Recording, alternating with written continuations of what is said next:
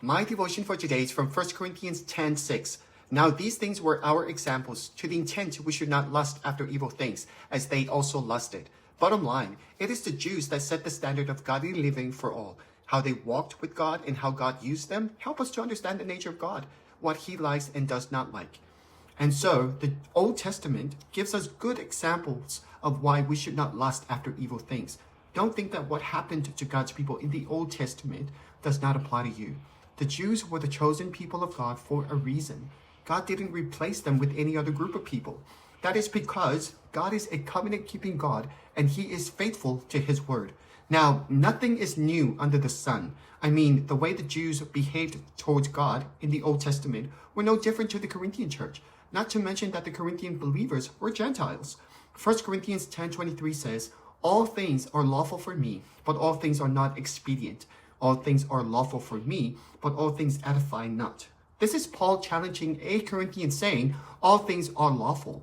The Corinthian church was saying that to justify their attending pagan temple feasts, eating food sacrificed to idols, participating in social events connected to idol worship, and pushing the boundaries of Christian liberty, Paul challenged them by asking, does this action help you spiritually?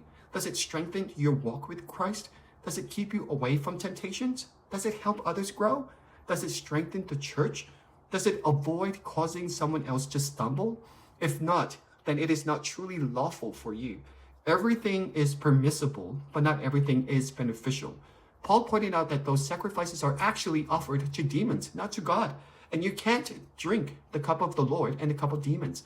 Neither can you eat at the Lord's table and at the table of demons too. 1 Corinthians 10:12 says, if you think you are standing strong, be careful not to fall. Today, the temptations in your life are no different from what others experience. And God is faithful. He will not allow the temptation to be more than you can stand. And when you are tempted, He will show you a way out so that you can endure. 1 Corinthians 10:14 says, so, my dear friends, flee from the worship of idols. And just because you're allowed to do something doesn't mean that it is okay to do it. 1 Corinthians 10:24 says, don't be concerned for your own good, but for the good of others.